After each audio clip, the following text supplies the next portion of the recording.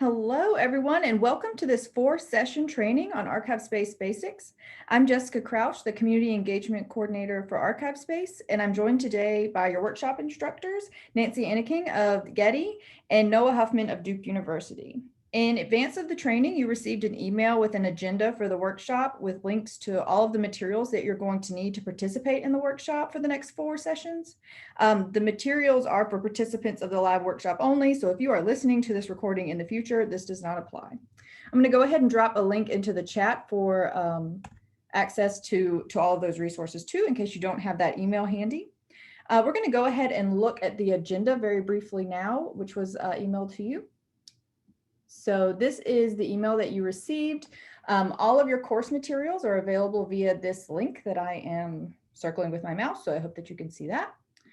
And then included in that agenda are learning objectives for the next 4 sessions, as well as information on what won't be covered. I'm not going to go over the agenda for every day, and I'm not going to do this part of the introductions for all 4 sessions, but I want to go ahead and point out that each agenda or each day's agenda is included sort of in the middle of your agenda. The times listed here are a bit flexible. We may run over about when we're talking about one specific module, or one module may go sort of short. All of the times are flexible except the breaks. We will definitely take our breaks when we say we will take our breaks. I know that they are very important. We all definitely will need a break after going through all of this. Another thing I wanted to point out was that there are homework assignments, for lack of a better way to call them, for you to complete. It's an honor system thing. We're not going to go and check your homework. You're not being graded, but there are exercises that may help you in this training as you're sort of learning and exploring ArchivesSpace. Those you will do in between sessions. And if you have questions about those exercises, or maybe after today's session, you're like, oh my goodness, I meant to ask this question, or now I have this question, please feel free to go to the agenda and use this Google form here to submit your questions in advance. There are a lot of us here, so that will sort of help organize the questions and make sure that we can move through them in a timely manner. Every session will go over the homework that preceded that day's session, and any questions that you ask in that form we'll make sure to cover during the next session. All right, I also want to go ahead and switch over. If you did follow the Google link that I dropped into the chat, this is what you saw. It is your sort of packet of resources that you will use. Included is a very handy training workbook for your use. We're going to be moving really rapidly through this workshop, and we won't be following along in the workbook page by page. So there's no expectation that you already printed this out or have it downloaded anywhere on your computer and are following along. But it is very useful to have and to save for your future ArchivesSpace exploration, and it does include all of the exercises that you'll see on your agenda.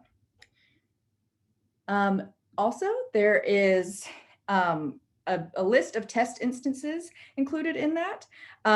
You will go ahead, and the way you'll access those is you'll find your name on this list. They're in alphabetical order by last name, and you will find your individual test instance for ArchivesSpace. All of the username and passwords are the same. You can go ahead and copy and paste that link or click that link to your browser, and that's your own personal test instance of ArchivesSpace. You can log in using that username and password any time of day that you feel like exploring it. This will be available to you over the next 2 weeks. So you don't need to necessarily be logged in and doing the exercises that the instructors are doing them in real time, but you may want to go back and test something later, and this is also where you can do your exercises. And finally, there's just a lot of additional stuff in here. We may not use all of these resources, but they might be things that you want to come back to later. So it's just resources that might help you down the road. In addition to those resources, you've also been provided with a list of additional resources, post-workshop resources at the bottom of the agenda. You may find those useful. Some of them are applicable to ArchivesSpace members only, so do keep that in mind if you're attending this training and you're an ArchivesSpace member. There are some additional resources there that may be helpful. There's also a workshop evaluation included there. Please do fill that out at the end of our time together next week. I'm going to go ahead and stop sharing my screen, Nancy, and if you want to go ahead and start sharing yours whenever you're ready. But a few housekeeping things about Zoom. We are using Zoom webinar for the workshop, and your microphone and camera are both muted. If you'd like to ask a question of the trainers, please use the Q&A option down at the bottom of your screen. We will answer those sorts of questions during scheduled Q&A time. So if you're asking a question that's super urgent, I will definitely interrupt the trainers and ask it. Otherwise, we'll wait until Q&A to cover it. There's also a chat option, of course. So if you have questions or need help that you need to ask of me, or maybe you just want to chat with your fellow attendees, please do use the chat option as well. You also probably noticed when you came in, you have the ability to turn on or off closed captioning at the bottom of your screen. You can elect to show or hide subtitles there. You do that by selecting live caption at the bottom of your screen and pressing the little up arrow. You can also elect to view the full transcript, either in tandem with the subtitles or in lieu of the subtitles by selecting that option. I personally find the full transcript to be more helpful. If you need technical assistance during this workshop, please feel free to chat me. Again, I'm Jessica Crouch. You can chat me either as just the panelists, so privately, or with attendees as well. And one final thing to point out, we are using ArchivesSpace version 2.8.1 for this workshop. If you're currently using an earlier version of ArchivesSpace, keep in mind some of the features that you're going to see over the next 4 days may not be available in your institution's version of ArchivesSpace. If you have any additional questions about your own institution's implementation of ArchivesSpace, we won't be able to troubleshoot those sorts of problems during this training, but you're always welcome to email us at archivespacehome@lyrasis.org. I am going to go ahead and stop there because I don't want to waste any more time. I'll allow Nancy and Noah to introduce themselves when they speak, but Nancy and Noah are both veteran trainers of ArchivesSpace, and this is going to be an excellent 4 days together, and I'm really looking forward to it. So Nancy, if you want to go ahead and start us off with an application overview. So hi, my name is Nancy Enneking. I'm head of institutional records and archives at Getty in Los Angeles. I've been on the ArchivesSpace training team since I think about 2014, and done a number of these virtual trainings at this point. But at any point, please ask me to, or ask Jessica in the chat, and she'll convey it to me. To repeat something, to make something clearer, if I need to speak up, if I need to change my screen size, please let me know. It's kind of, we're here to kind of help you. So any feedback you can give us that will allow us to do a better job of that would be great. So I am here, we're going to start today with the functional overview of the system because this is a basics workshop. We're assuming that a lot of you might not have had much exposure to the system before. So if you've had more exposure, this might be something you already know. Just bear with us for a few minutes and we'll walk through basic navigation and the control areas of the system. Now, your own instance that you're going to log into and work with over the next couple of weeks, everybody's password is admin. And when you open it up, you would just sign in. And this is what you'll see. You won't see this. That's because I'm on my machine. As I walk through, I'm actually going to walk through a slightly different version of ArchivesSpace that has more data in it. So when I do some searching, you will see more.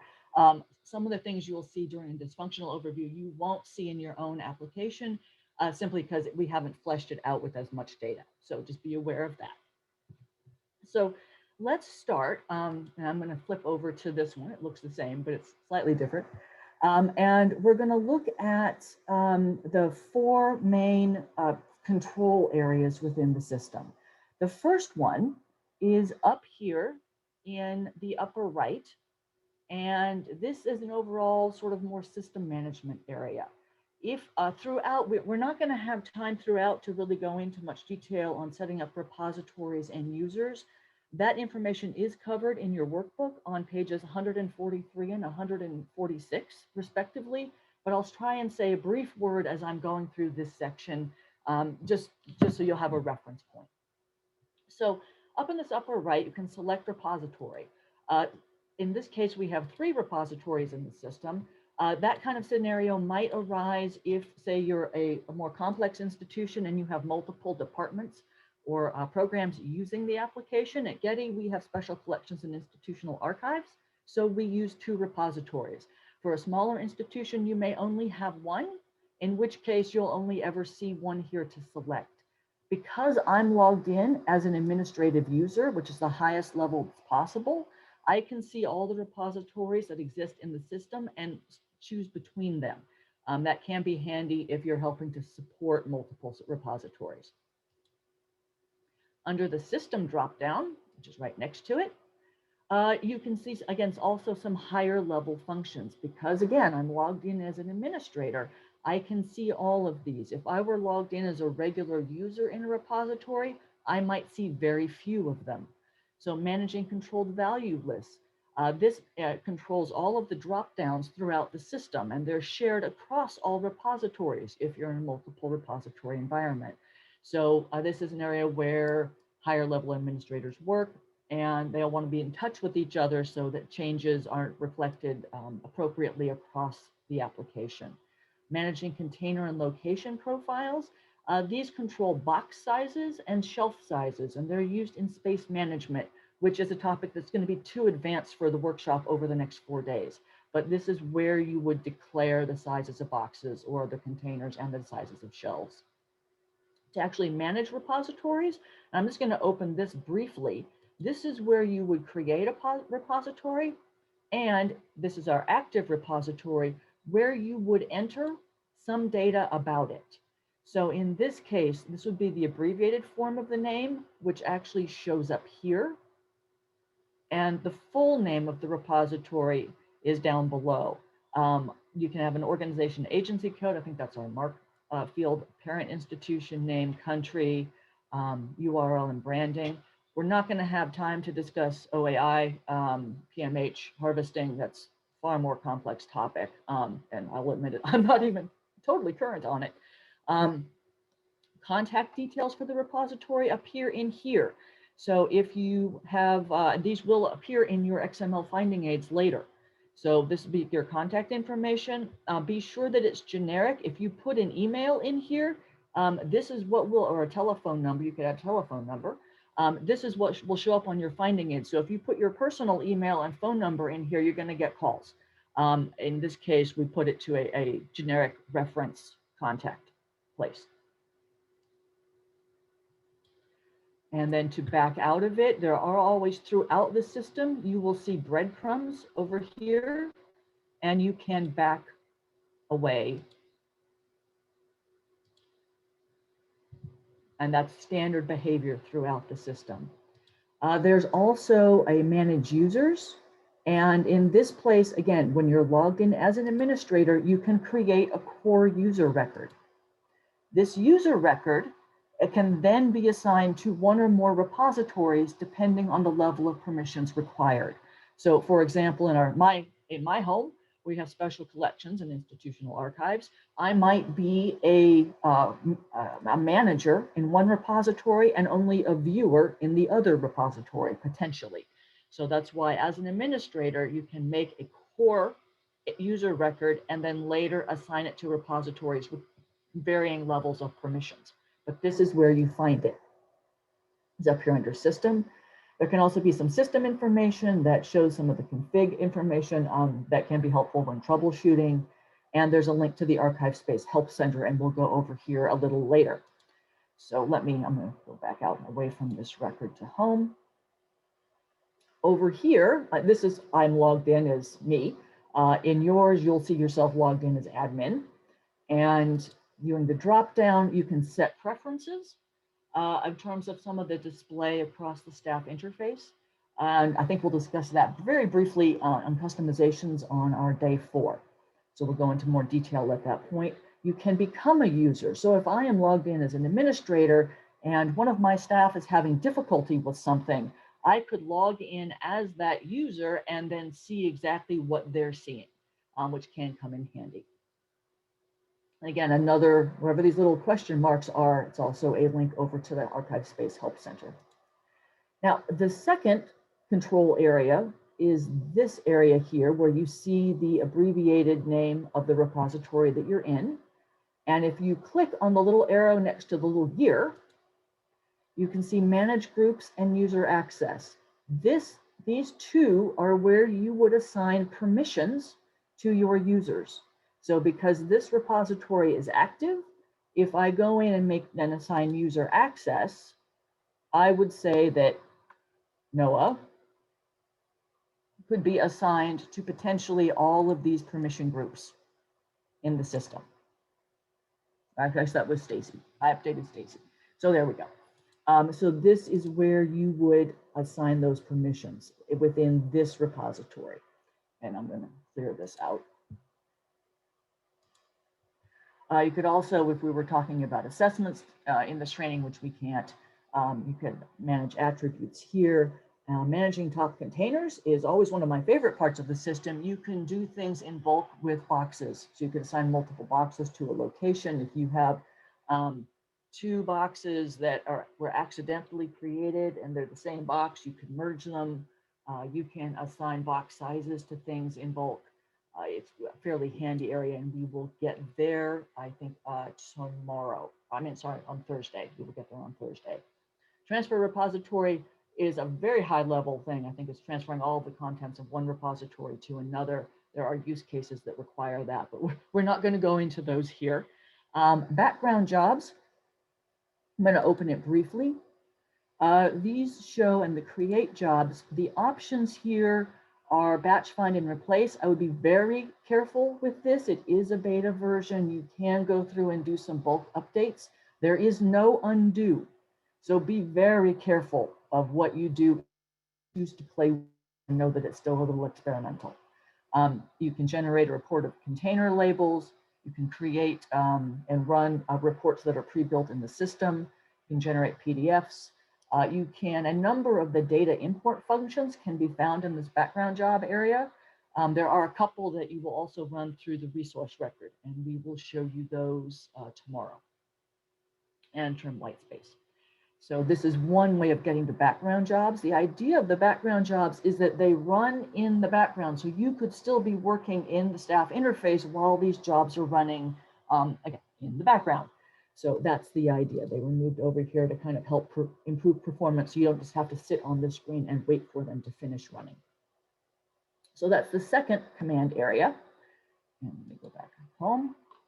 The third command area is over here, browse and create, which is where you would do a lot of your creation, updating, editing, deleting of the major descriptive record types. So if I click on the create, these are the core record types that you can create in the system. The primary are the accession, resource, and digital object records. Now the resource, that's fundamentally your finding aid, but it's not called a finding aid because there are use cases in which people use this section to say track theses and dissertations individually. I've even heard of scenarios in which people will track rare books in here. So because it's used sometimes for more than just finding aids, it's called resources. Now these below this little line here, these are the other types of records in the system that enhance and support the description done in the three core record types. And they are all basically siloed. So each of these record types exists in its own silo, and it is possible to link them to one another. Now these links simply declare that there's an association between the two records. Having the link doesn't mean that if you edit something on one side of the link, those edits are not reflected on the record it's linked to. So if you create the link, it's just creating a relationship. If you delete the link, it's removing the relationship. And we'll show you more of this as we go through over the next few days. But in no case, when you delete the link, you do not delete the records on either side of the link. Sometimes this is handy. So for example, you can have a personal name under agents that is linked to many resources, accessions, or digital objects. You can have an accession resource or digital object that has many name links associated with it. But breaking the link doesn't delete those core records. And this is handy. Occasionally, depending on what you're doing, it can leave you with orphans in the system. So boxes work the same way. If you break the link to the box, you have a floating box in the system that you'll have to delete in other ways. And the managed top containers can help you do that if it happens. The browse shows you all the records that currently exist in the system. And notice there are links to background jobs under both browse and create as an additional way to get there. So this would simply search across, for example, we're going to come back to this in a moment. If I open resources and browse within it, it will bring back all the resources that exist in this repository. We can then search within them. So we'll come back here in a second, and we're going to spend more time over the next 2 days, creating and browsing records, so you become much more familiar with this area. The fourth command zone is here in the search, and this is a general search of all record types in this particular repository. So everything that's listed here, or actually under browse, everything that's listed here, all of these record types, you could search. So I'm going to search for, I know this word exists in there, stump, and it brings back 40 records. And some of these are archival objects, components within a finding aid. Some of them are personal names. These are some that are top containers, often boxes. We'll go in tomorrow to why they're called top containers rather than boxes. It has the same sort of principle as what I've just described with resources versus finding aids. It's more than just box, so a more generic term was chosen. So these are the various types of records that come back. You could then filter by clicking on one of these. All of these on the right are filterable. So if I click on archival object, this brings back all of the components in various finding aids, and it shows you where it's associated with. And so you could click on this to go over and find this area with view and edit and modes. And we're going to discuss that too in a second. The other thing, I'm going to actually clear this out. And I'm going to go back to home. I'm going to try a different search. If you use this caret dropdown, you can do a more advanced search. It has options of keyword, identifier, notes, subject title. So this would be the type of field you're searching within. So I could do stump, and I could add in another field by clicking the add row, another text field perhaps. I could say and or not. So I could say stump or fishing and do a search. Some I get 76 records, and you can see how this works. So you can become more complex as you're playing with it. Be aware that if you hit clear, it will automatically sort of run a search, a blank search, and it will show you all of the records in the system. If you have a really large system, this could take a little while to come back. I might be afraid of doing it in my own system, but you could do it. If you want to get rid of this, hide advanced search to have it go away. Now the difference, and then we can go back to home. The difference again between this search, the main search, is it searches all record types. If I go back to browse and open resources, anything that I search here will only search within resources. So if I search stump, I get one finding aid. And before, when I searched stump, I got all sorts of things. I could show components to actually show all of the components that also contain the word stump. And all I have to do is click on it, and it will automatically do that. I don't have to take any other action. And then at that point, I can filter again over on the right, or I can browse through. You'll see on the bottom, you can flip from page to page. The standard default, I think, with ArchivesSpace is to only have 10 results come back, but I believe you can configure that up to, I want to say I thought it was 250, but maybe it's, I think it's less than that, but I could be wrong. We can check on that, but you can customize the system in the config file. Your server administrators can do this to have more than 10 come back. So in this case, if I want to get rid of this filter, I could just get rid of this and click on the X. That should do it. It's being a little thinking about it. And That removed my search. So if I want to get rid of the components, unclick it, and here these are. So I'm going to show, here's a finding a records, for example. If I click on it and highlight it, browse, you can see this is the one that is selected. Once it's selected, let me do this again. If it's unselected, nothing is selected, and so delete is not an option. If I select it, then delete becomes an option. It's kind of frighteningly easy to delete something. So if I have this selected, I hit delete, I get one warning, and it says I can't undo it. So do I want to do it or not? I'm going to cancel out because I don't want to. I can also, while I'm in this particular module, create a resource. So you can at all times create a resource from within the Browse module, or you can do it from the Create dropdown. And we'll cover that later. Now, while I'm here, I'm going to select this one again, and I have View or Edit options. Now, if I open View, you know what? I forgot one thing. I'm going to back up 1 second. And notice I'm going through the browser back button. A lot of systems, that's a dangerous thing to do, but it works pretty well in ArchivesSpace.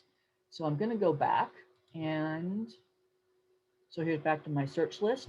What I meant to show you before I left is that these headers are sortable. So if I click on title, it's going to sort them in the other direction. You can see the little arrow up and down, and each of these will do that. Each of them, if it turns blue, the ones, if they don't turn blue, they won't sort. So dates and extent here won't sort, but these that are actionable and can be blue will. Help filter and find things. So now I'm going to go back to my view in my resource record. And what this will show you in a view mode is all of the data that has actually been filled in and saved in a record. So everything that's already been filled in will show up. You can scroll down. I'm scrolling quickly, I apologize. And notice on the right, as I scroll, that navigation bar changes. So as I scroll down, it will move. I can also simply click on something in the navigation bar to take me to different parts of the record. Some of these records can be very extensive. And so having like a shortcut over here on the left is quite handy. I've been mixing up my right and left the whole time, haven't I? Anyway, I apologize. So I'm here and I can view, I have some options. This again is fairly common practice throughout the system. Or I have other options. Once I have a record open, I could do some exports. We'll cover that later. I could merge it with other things. I could transfer it to a different repository if I wanted to. Again, some of these abilities, whether or not you will see them, are dependent on the permissions that you have in the repository. So if you're in as a manager or an administrator, you'll see much, if not all of this. If you're in just as a regular staff person, some of these, like transfer to another repository, may not be visible. So if I then am in here and I want to make changes to the record, I could click Edit, and that moves me into edit mode. The other way to get here into edit mode would be to go back to the resources. And if I clicked on edit at this point rather than view, the same thing would happen. So again, I can get to edit mode either by clicking here or by clicking on view and then edit once I'm in the open view mode record. So I'm going to go back to edit, and you'll see a few different options. You have some options up here: enable reorder mode, rapid data entry. We'll be discussing some of these later. Children load via spreadsheet. This too we'll cover later. And this, unlike view mode, displays all of the fields that are possible. So view only shows what's been filled in and saved. Edit shows everything that you could potentially enter data into. While you're here, you'll notice that some of these, like if you can see, I don't know if you can see it on your screen, but there's a little corner with some diagonal lines on it. If you grab that, you can resize some of the fields. You can, in some places, if I go down to notes, because of performance issues, you might see there are 10 note records within this particular finding aid, but in order to improve performance upon load, they're sort of mushed, they're suppressed here. And so to expand them, you'd simply click on it. You can then, other things you can move around. If you see here, there are 3 parallel lines. They're sort of, can be hard to distinguish, but if you put your cursor over them, you'll get the little multi-arrow symbol, and you could then drag them to a different order. So this can be done as a way of manipulating things on the edit screen. I'm going to scroll back up, and I want to call out that this red asterisk indicates that something is a required field. If you see a red asterisk and the field is empty, if you try to save the record, it won't happen. It requires something to be filled into this field before it can be saved. Another example of one might be in a date record. So if you're entering a date, you have to have a label, you have to have a type, and then you have to have either an expression. Notice the gray asterisk. Again, it might be difficult to distinguish, but there is a little gray asterisk here. You have to have either a date expression or a begin and end date. So if you say gray, it's conditionally required. If it's red, it's definitely required. So one must save those. As you've seen, as I bounce over, a lot of these have tooltip rollovers. So if you put your mouse over it, you will get data. These are configurable in the back end. So you can alter the text of this. It's I think the workbook mentions the file that you would need to do to edit this, and you can put your own examples in, your own reference points. This is like DAX 2.3. And every now and then one will freeze, and I don't know why it did that.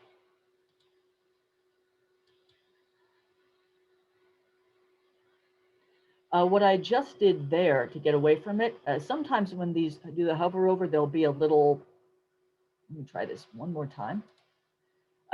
There can be the hover over. What had happened is I made a change, and then I had an option of save it or revert changes. So if I did something that I decided I didn't want to save, I could revert changes. This will take it back to the last time that you saved it. So once you've saved it, you can't revert past that. So in this case, I haven't saved it. I could hit revert changes to take it back to as it was when I last opened it. So here's this. I will later on, when we talk about notes, there is a way to do some inline tagging with additional EAD XML tags, and I'll discuss that at that point. So this is this. I think we've discussed linking. So I do want to mention that it is possible to have 2 people working in the same record at the same time. To be perfectly honest, be careful. The first person to save wins. So if you're both in there, whoever saves is person's edits might not be saved. So do pay attention. Be in touch with your colleagues about who's in a particular record and doing what work. If you're entering things like diacritics into these fields, make sure that they're UTF-8 compliant. Otherwise, you will probably get some export errors, and that could be problematic, and it can be hard to track them down, especially in a very large finding aid with a lot of diacritics. Even things like ampersand sometimes can be issues, and we sometimes have to use the code, which is ampersand AMP semicolon, I think, as opposed to the actual typed in character. We've had some difficulty with that. So there's this, and I think, oh, the help. So in many of these places, this will take you over, with a little question mark, as I mentioned earlier, will take you over if you're an ArchivesSpace member and you have an account in the Help Center, it will take you over there.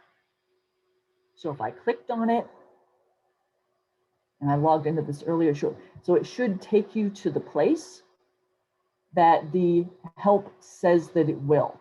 So in this case, oops, it's here, and it said help on basic information. I clicked on it, and this is where it took me to.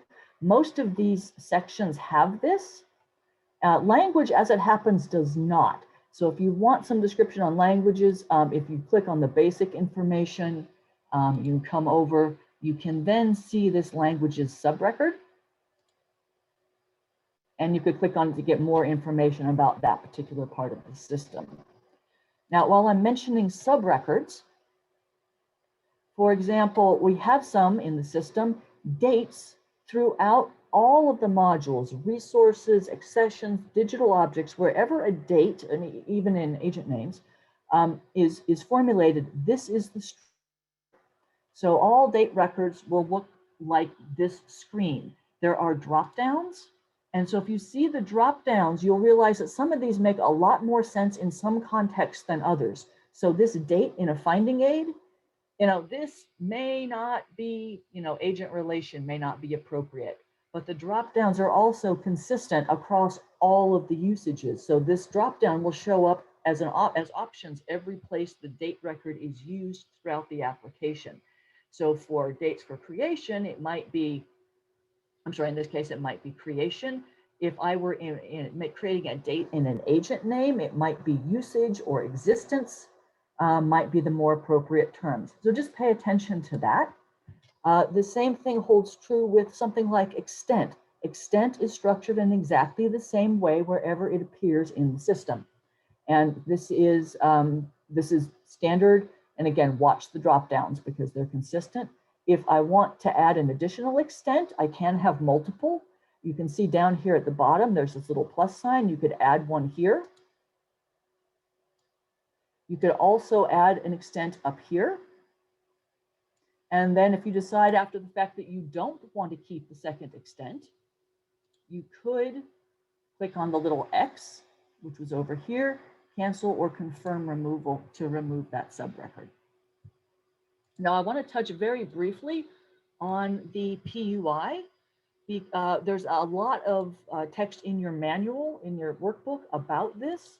So we're not going to go into a ton of detail on it, but one way to get to it is from the public user interface here on the home screen, or if I'm in a record, go back to resources, view published. So if I'm in a record and hit view published, it will take me directly over to that record in the public user interface. If I had gone to it from the home screen and just click public interface, it would take me to the basic introductory search. And I'm actually going to theoretically close this window, but I can't get to it. Anyway, go back over here. Once you're in here, you can sort and filter by repository. It will show you all of the collections that appear in all of the repositories. You could then filter over here to get more finely specified as a search. Digital materials would show your digital objects. And you could open one.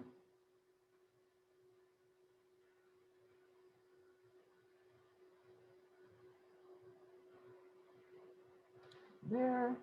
I need to fix this so I can actually get rid of it. Okay. If you go to unprocessed material, this would be your accessions. Some institutions choose not to publish any of their accessions. Others have to. It might depend on what kind of institution you are and what your public record laws are like. And then you could show this information. Subjects and names are, if I were to select a particular subject, it would show me all of the collections that it's associated with. Same thing with names. Atoms, and it shows up here. And then record groups should you need to. If I go back to collections and the Bates papers, what it will show you is the overall, actually I'm going to show you one that's a little bit more robust. So over here, you could see these are the various main series. We drill down, you can drill down on the side.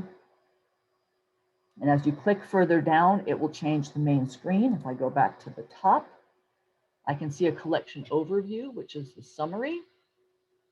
I can see the collection organization, which would build out a lot of the structure here. You can see this becomes a very long scroll, and it builds out all of the structure. And again, depending on what's on the top, it will bounce you to the same place over here on the side. If I go back to the top again, I have container inventory.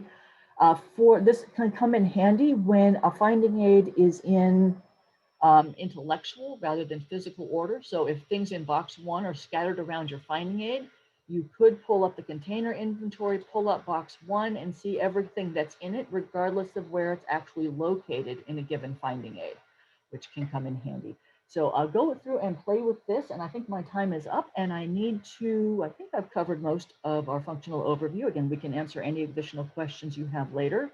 And I'm going to hand it over to Noah to start talking about actually creating records in the system, starting with accession records. So I'm going to stop sharing and allow Noah to start. All right, thanks, Nancy. I'm going to try to share my screen here real quick. Let's see. All right, I think you all can see that, hopefully. So yeah, in this section, like Nancy said, we're going to focus in on accession records and spend quite a bit of time going through how accession records work. Before we do that, let me just introduce myself real quick. So my name is Noah Huffman. I'm the archivist for metadata systems and digital records at the Rubenstein Library at Duke University. I've been here at Duke for about 12 years, and I've been working with ArchivesSpace probably for the last 5 or 6 years. I sort of manage our ASpace implementation at Duke, but I've also been really involved in the sort of larger ArchivesSpace community. I've been on the training core with Nancy, I think maybe not quite as long as Nancy, but since about 2015, I think, and I've taught a number of these workshops, but I think this is only the second one I've taught virtually. So we'll see how it goes. And this is definitely the largest workshop we've taught. So let's go ahead and get into accession records. Before we do a demo, I just wanted to go over some kind of definitions and concepts first. So most of you are probably familiar with accession records, sort of how they work. I sort of view accession records as kind of the first line of defense against incoming materials. Accession records let us kind of quickly get some level of intellectual control over materials. An accession record can describe, or typically describes, sort of an acquisition of material from, a single source at like a single point in time. So we might have an accession record that describes a new collection, materials that are new to our repository, or we might have an accession record that describes an addition or an accrual to an existing collection. Accession records can also describe, they could describe just a single item, or more commonly, they can describe kind of an aggregation of materials.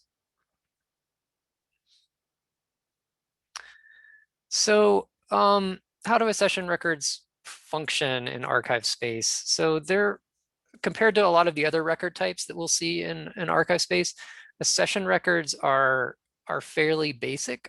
They're kind of single level records. They're not hierarchical like we'll see with resource records, particularly tomorrow.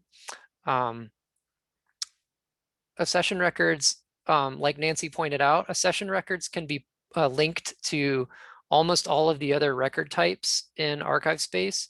So you can link them to resource records, to digital objects, to subject records, agent records, and even to other accession records.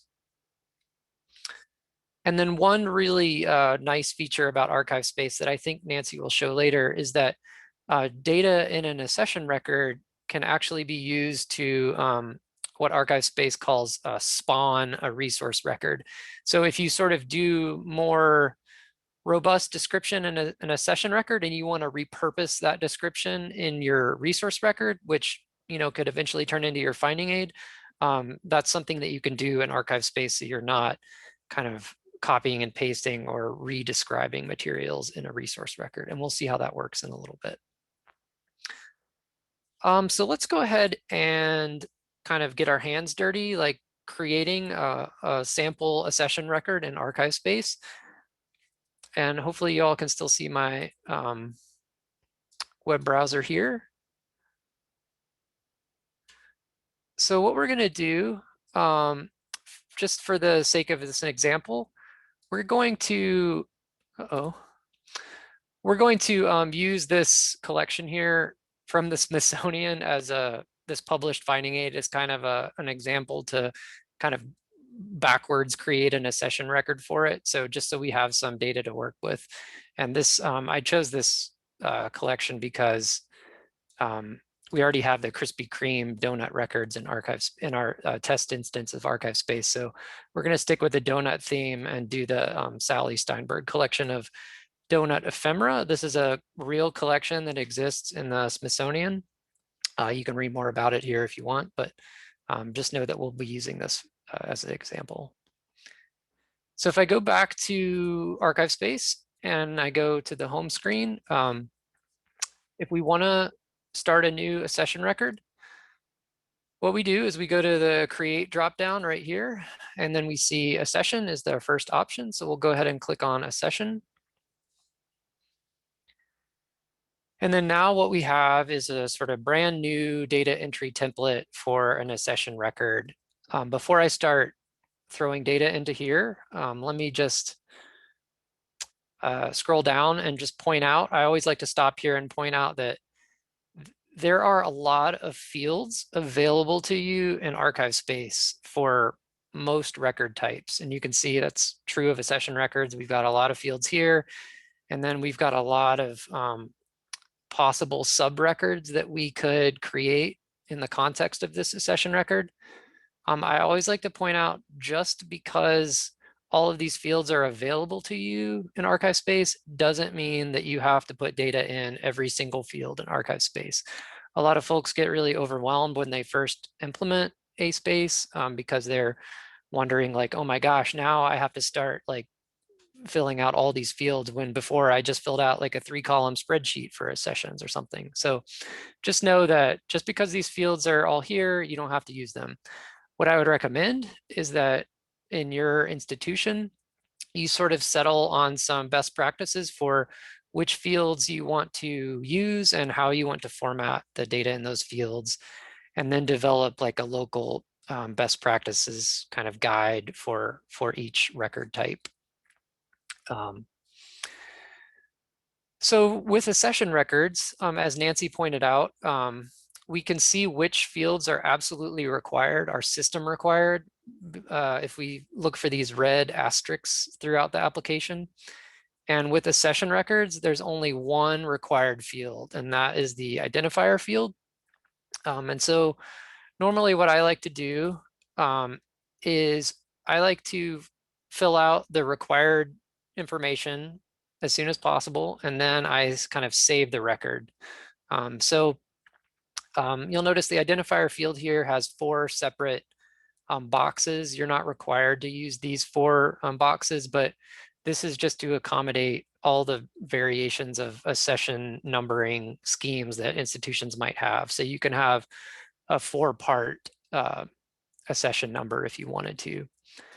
I'm just going to use kind of the format that we typically use at Duke, which is sort of the first part is the year that the accession that we acquired the accession, and then the second part is just like a sequence number. So in this case, we can say something like 2021 0123 is our accession number. And then as long as we've provided the only required field, the identifier, we can actually save the accession record. And then ArchivesSpace gives me this nice green confirmation here that my accession record was created. It kind of puts the identifier up here at the top. One thing I always point out with the identifier field is that ArchivesSpace requires that each accession identifier is unique in the system.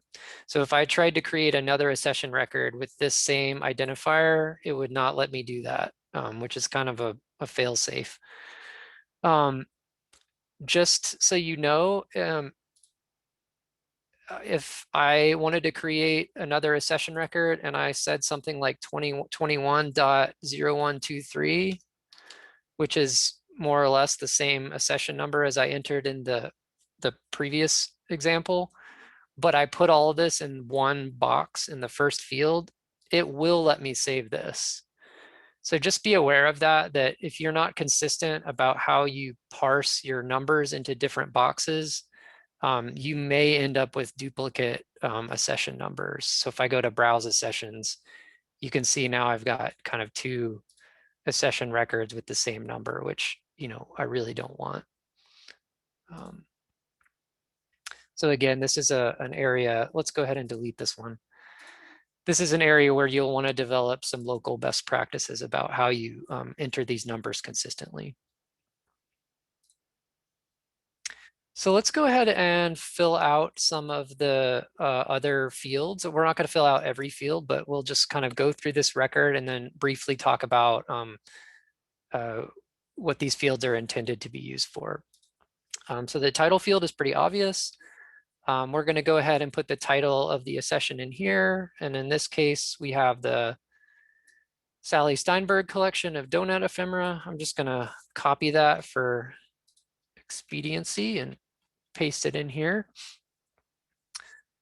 As I mentioned, accession data can be used to spawn resource records. So if you want the title of your resource record to be formatted in a particular way, you can go ahead and kind of apply those rules in your accession record. So when you go to spawn it, that data will be carried over kind of exactly in the format you want. So if you have particular capitalization rules, you can apply those in your accession record and they'll carry through. We typically don't capitalize other parts of the collection name, but that's kind of an institutional preference. Moving down, you can see this accession date field was automatically applied. Today's date was automatically applied there. You can change that date if you want, but you just know that when you create a new accession record, it automatically applies today's date as the accession date. You can use this little date picker to choose another date if you want. The content description field, this is pretty self-explanatory. This is where you would put in kind of a brief description of what the content of the materials are. And so this kind of naturally maps to like a scope and content note in a finding aid. So if we want to go back to our donut example, we can go ahead and cut and paste this sort of brief description here into our condition description field. Collection contains ephemeral materials related to her writing of this book about donuts. As Nancy mentioned, if you're putting a lot of text in these fields, it can be really handy to use these little grabber bars at the bottom right of the text box fields to make them larger or smaller based on how much text you have in there. In the condition description field, here we can record any notes you want to provide around what the condition of the materials are. So you could say something like, some photographs are curling. There are nitrate negatives in box 5, something like that. In the disposition field, this is a field where you can record if perhaps parts of the accession were removed and added to another collection, or if they were removed and treated some other way. So a good example of this is you could say something like books were removed and cataloged separately, something like that. The inventory field is kind of interesting. This is where you can provide kind of a really quick and dirty box list or any kind of other inventory you want to provide. Just know that whatever you put in this inventory field is not going to kind of carry over to your resource record. It's not going to be used to generate a finding aid in any way. It's just a really quick way to kind of jot down some minimum amount of information you might know about an accession. So often, so this could look something like, you could say like boxes 1 to 3 have photographs, and boxes, 4 to 7 have artifacts. Something we often do is we often receive like detailed, Word documents with box lists, or detailed Excel spreadsheets with, box lists that the donor provided or the originating office provided or something like that. And sometimes we'll just say like, full Excel box lists saved on network or something like that. So you can use the field to refer to the existence of a box list or inventory that might live somewhere else. Provenance field, this is where you can kind of record custodial information. So in this case, we could say something like received from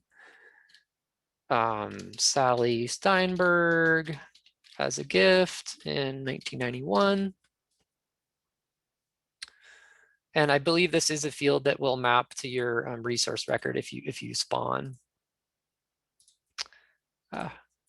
Retention rule, I'm going to leave this blank, but this is a field that relates mostly to sort of organizational or institutional records. So if your university archives has different kinds of retention rules related to different types of records, you can record those specific rules here. The general note field, so this is kind of what it says. This is a catch-all field that for information that just is not, doesn't fit nicely into these other fields. So you can really put anything you want here. I'm going to leave that blank. Moving down to acquisition type. This is the first time we've sort of encountered these drop-down menus. So by default, there are 4 acquisition types defined in ArchivesSpace out of the box. If you want to add additional acquisition types, you can do that. So you can customize this list. We'll show you how to do that, I think, next Thursday in the last training session. But for this example, let's go ahead and choose gift. Similarly, there is a controlled list of resource types in this dropdown. This is kind of an odd field, but if you have a particular need to categorize accessions into different, buckets, like whether these are collections or papers or records, you can use these values or add values to this list that might have more meaning in your institution. This is not something we use at Duke, but again, just another field that's available to you. And then finally, we get down here to this restrictions area. So we see that there are some Boolean fields here, some checkboxes. So let's talk kind of generally about restrictions. There are 2 kinds of restrictions in ArchivesSpace. There are access restrictions and use restrictions.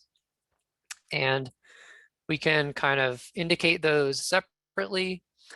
This restrictions apply checkbox we would use if there was any kind of restriction, whether it be it an access restriction or a use restriction, we could toggle this checkbox on to note that there's some kind of restriction below.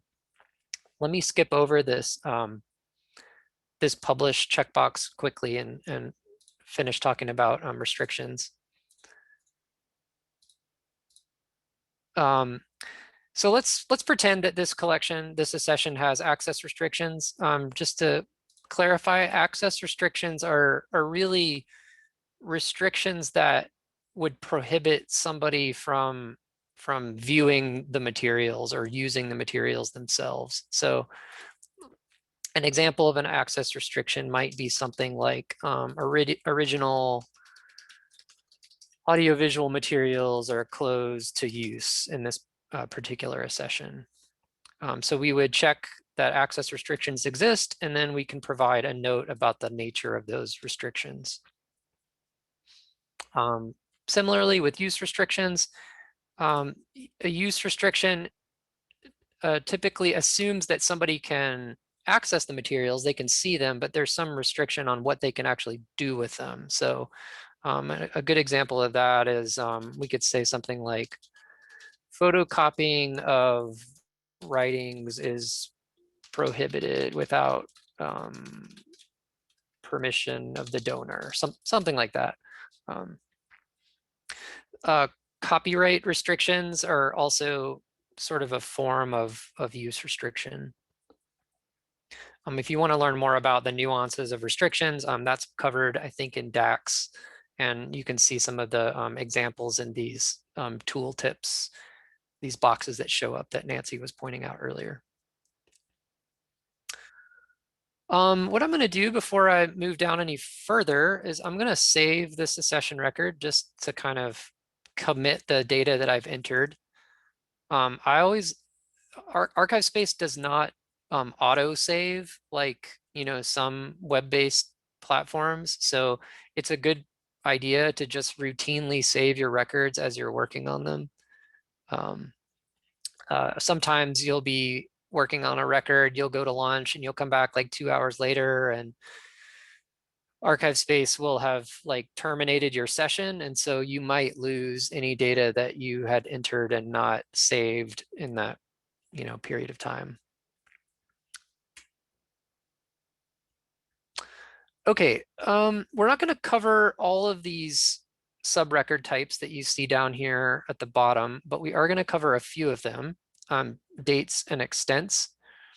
And these, as Nancy pointed out, these dates and extent subrecords, once we kind of learn how they work in the context of an accession record, they will work exactly the same in resource records and in component records. So the sort of model for date subrecords and extent subrecords is kind of universal across all the record types.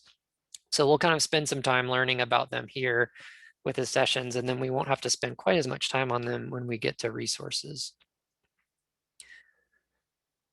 Another thing I like to point out here is, I just saved this record. I can save it again.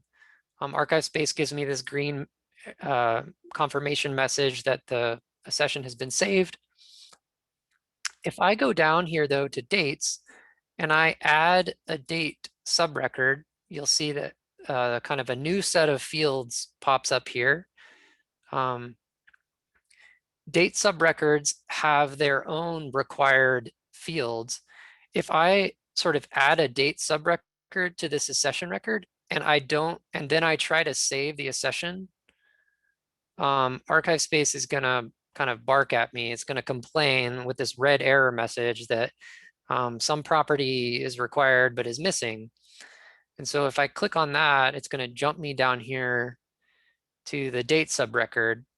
And what's going on here is because I've added this date subrecord, I've introduced these two new required fields. And so now I can't save my accession record until I provide the label and type and one of the other required elements. So sometimes you won't know why ArchivesSpace isn't letting you save a record, and it's typically because like you could have introduced a new subrecord type that you haven't provided any data for, and that subrecord itself has required fields.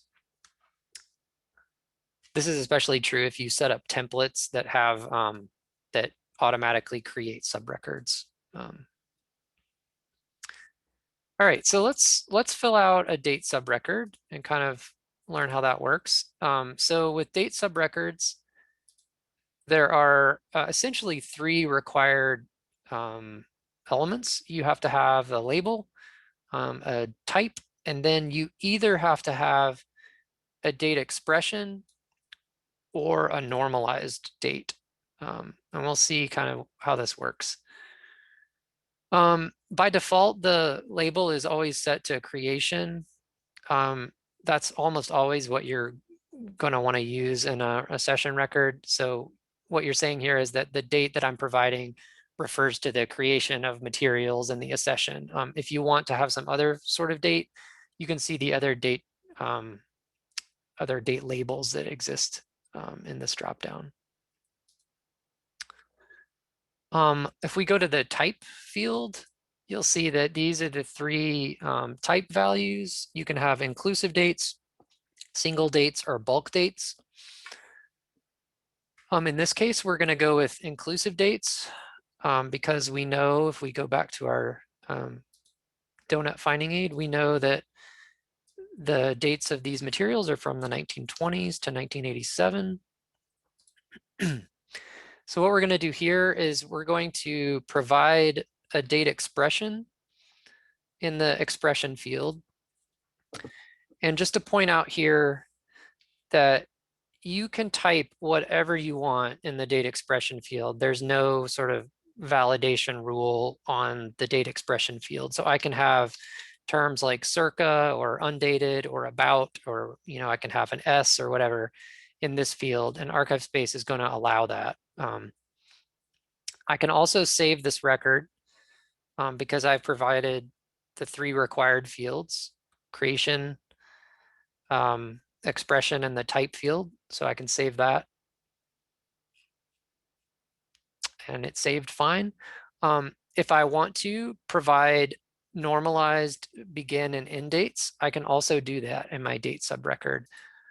This is something I would recommend because if you provide normalized dates throughout the application, those are the dates that will be used for sort of advanced searches on the date field, or anytime you want to use a date facet in the public interface. This is what is going to power that functionality. So if you're not providing normalized dates, you're not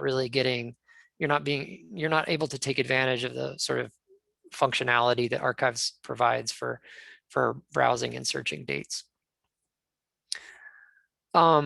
These normalized dates have to be entered in a very specific format that kind of conforms to the ISO standard, ISO 8601. You can see kind of under the field examples of the acceptable formats that you can put here based on the kind of level of precision you have for that particular date. So in this case, I'm just going to say 1920 and 1987. One of my pet peeves with ArchivesSpace is you'll notice when I click on this field, I get this date picker that pops up, and by default, it always lands you on today's date. You're almost never describing materials that were created the same day that you're creating the accession record. So, and you're also most likely not going to use this back arrow to go all the way back to 1920. And so I just normally type in the date in the field and kind of ignore this date picker.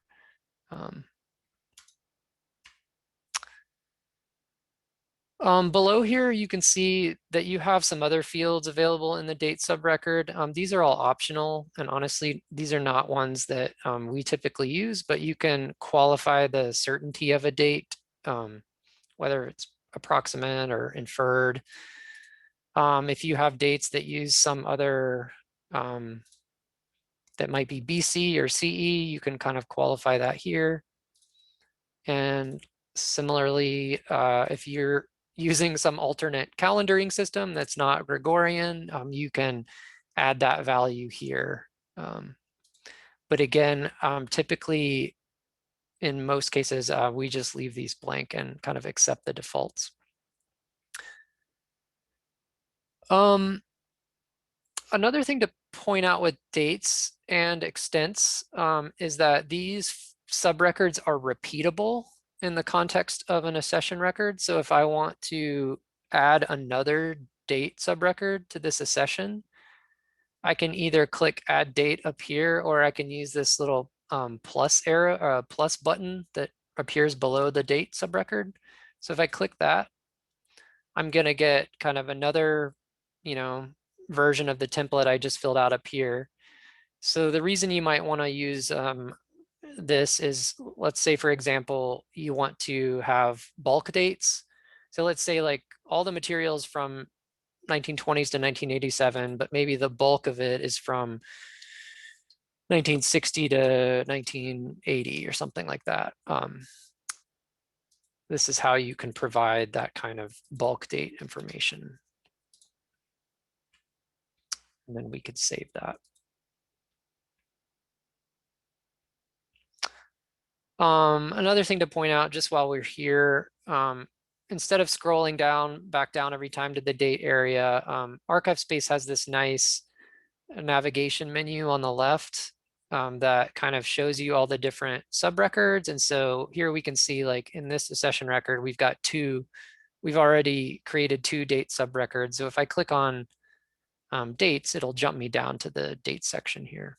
It's just a kind of a nice feature that lets you move around more easily. I think that's all I wanted to cover with dates. Let's look at extents real quickly. So similarly, if we want to add an extent record, we just click add extent. And then we get a set of fields that we can use for extents. You'll see that there are 3 fields with an asterisk here. So these are the 3 required fields for extent subrecords, and those are portion, number, and type. And so portion, if we look at the portion dropdown, you can see that there are two values here, whole and part. And what's going on here is we want to communicate if the extent statement that we're going to put here, does that statement apply to the whole accession, the entirety of the accession, or does it only apply to some portion of it, some part of it? So we'll provide an example of both just to see kind of what the difference would be. So if we go over to our donut collection, we can see that this collection is 3.5 cubic feet. It's in 7 boxes. So if we go back to our extent, if we want to enter in that information, what we do is we can choose whole. We'll say this extent applies to the entirety of the accession. We put the number and only the number in the number field here. So we can put 3.5. And then in the type dropdown, we choose the unit of extent measurement that we're using. So the Smithsonian looks like they use cubic feet in that example. So we're going to go ahead and choose cubic feet. You'll see a lot of other possible extent types in this list. Also some duplicate values.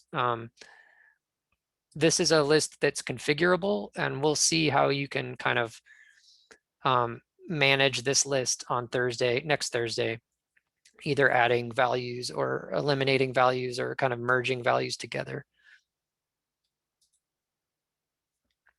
So here we've said the entirety of this accession is 3.5 cubic feet.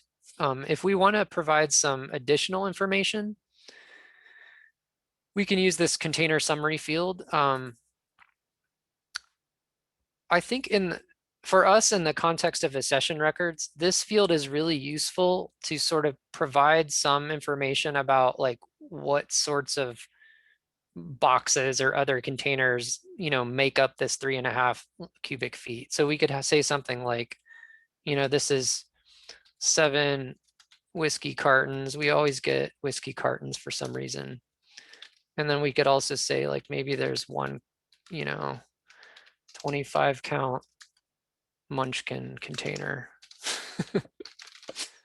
Anyway, for the utility of this field is so that, in my mind at least, so that if you were to see this accession record and you were to walk over to a shelf, you can actually use this information to like look at the shelf and say like, yeah, there's the whiskey carton and there's the other thing. Yeah, this must be the accession that I'm looking for. But this controlled information up here in cubic feet is really useful to keep standardized, because you can use it to run reports. So if you want to run a report over all of the cubic feet or linear feet that you have accessioned in a given year, or some other period of time, that's what you can use this more controlled area for. So I would encourage you to kind of be consistent about recording your extents in the same unit of measurement for most of your accession records. You have a couple of other fields available. Physical details. You can see in the tooltip that if you want to, note that negatives are in black and white, or some other physical information about the materials, you can do that here. I'm going to go ahead and leave it blank. If you were describing, like a single item in an accession record, and maybe that was a photograph or something, and you wanted to note the dimensions of it, you can do that here in the dimensions field. You'll see some other examples for particular sizes of audiovisual, formats that can be useful to record here.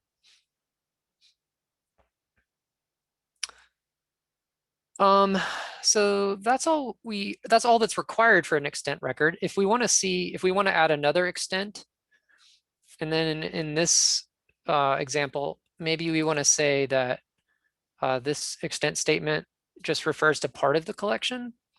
And here we could say something like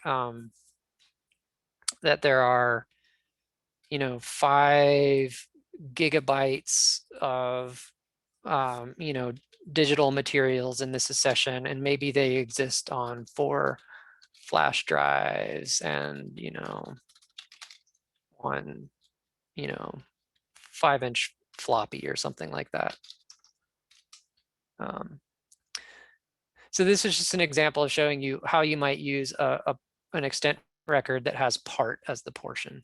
And this is something this is sort of our practice for handling born digital information. We always record it in gigabytes so that we can run reports on, the number of gigabytes that we've acquired in some period of time. So I'll go ahead and save that. And now we have almost all the information that we would need to collect for an accession record. Again, it's possible to create agent records. So these would be names that you could link to an accession record. Related resources, we'll see how these work later. You can apply subjects, external documents, et cetera, et cetera. We're not going to go through each one of these sections. Some of them are covered in your workbook, and they're definitely covered in the Help Center, as Nancy pointed out. So if you click any of these areas and you click this question mark, it'll jump you straight over to the Help Center, where the kind of documentation about that particular subrecord exists. One subrecord that I do like to point out, though, with accessions is this collection management subrecord. So if I click add collection management fields, what you get here is sort of a series of fields that could be useful to you for sort of processing management. So like managing your processing workflows. So in particular, collection management subrecords kind of give you this processing priority drop down. So I can say that this is a high, medium, or low priority. This is a drop down list that is configurable. So if you have some other, more nuanced prioritization scheme, you can communicate that here. So we could say something like, of course, donuts are high priority. We're going to add that to high. Another field that I find particularly useful is this processing status dropdown. This is where you can say that this accession is like a new accession, or maybe you're currently working on it, it's in progress, or it's completed. This is really handy for being able to sort of run reports over accession records to know which ones have been, finished or not finished. I don't think that these fields show up by default when you're browsing in the application, but there are ways to configure the staff interface so you can see like facets for what processing status a particular accession might be in. I'm not going to cover the rest of these fields, but you can do things like indicate whether or not you have rights clearance for materials. You can write processing plans, assign processors to an accession record, that sort of thing. So I find that this collection management subrecords to be really useful in the context of accession records. It's the primary way we use to, figure out what needs to be worked on or what has been worked on. And then let's see, we have about 5 minutes before break. One last thing I think we can maybe talk about in not much detail is there's this whole area of user-defined fields in ArchivesSpace. You'll see when I click that, and there are a bunch of fields available to me here. You'll see that these fields have these very generic labels like Boolean, integer, real, string, text, etc. These are just fields that have no kind of inherent meaning, but they're just available to you in ArchivesSpace to map data or record data that might not belong in other fields in an accession record or in other record types. So a lot of times what happens is if you're migrating from another system, or you have always had some practice of tracking some particular field in your accession records that just isn't available in ArchivesSpace, you can use these user-defined fields to record that information. As one example of this, in our context at Duke, like we record like appraisal values occasionally for collections, or we record like an order number that refers to the order number in our ILS for a purchase or something like that. So those are examples of the kinds of things that you can use user-defined fields for. And then we're not going to cover this in the workshop, I don't think, but you can change the labels of these fields to correspond to whatever meaning that field has in your institution. So if I wanted to change the integer 1 field to appraisal value, I could do that. So you have dates, string fields, free text fields, and then you can actually use up to 4 custom controlled value fields. If folks are interested and we have time, like at the end of the training, I can kind of show you how we've kind of configured some of this in our context just to show you what's possible. But I think that's all I wanted to show with accession records. I'm going to go ahead and save this again. And then we'll go back to our, now if we go to browse accessions, we'll see that, our new accession record appears here under the list. We can see the information that we've entered, and then we can also see some of the values that we put in that accession record are now available, like in this accession date facet here on the left.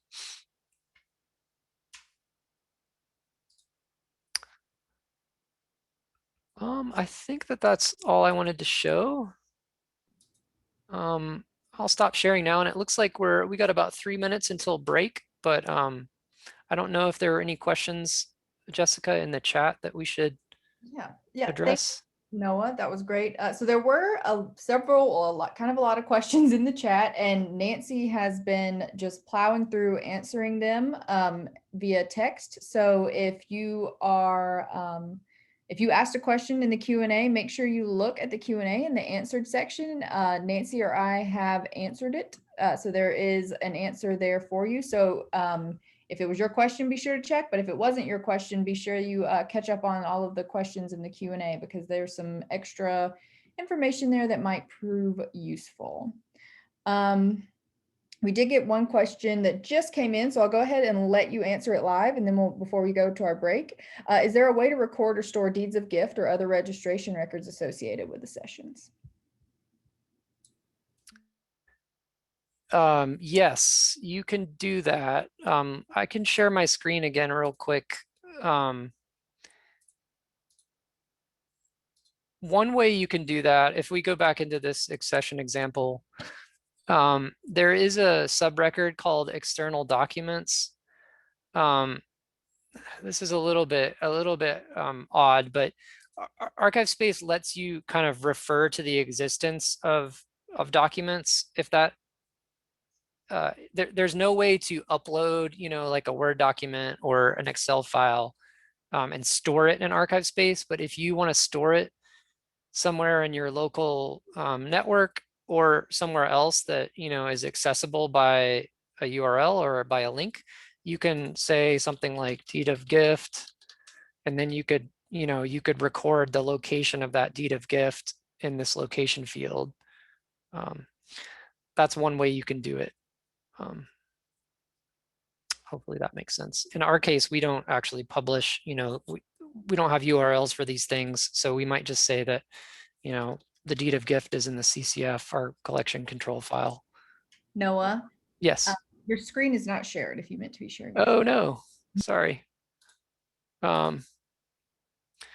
Yeah, are you seeing it now? Yep. Okay. Yeah, we're back in this accession record. There's a subrecord for external documents. If I click on that, it'll take me down here. And here you can kind of see how you could enter information about some document that you might store external to ArchivesSpace. Again, it's not going to let you upload it. It's just referring to a document that exists somewhere. And if you have a link to that document, you can provide that link here, whether that's a URI or just like a file path. But this external documents area is commonly used for things like that, for deeds of gift or processing plans, etc. Thanks, Noah. Mm-hmm. All right, so we're all caught up on the Q&A, and we are a minute past break. So let's go ahead and go to break. We're going to break now for 15 minutes. So please come back at 45 minutes after the hour, and we will get started again. We're going to go ahead and go to break. But if you have any questions, feel free to type them into the chat during the break, and the trainers will get back to you. Thanks, everybody.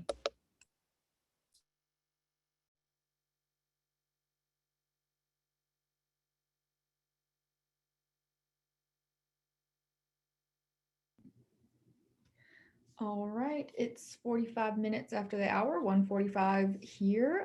Nancy, are you back? I am.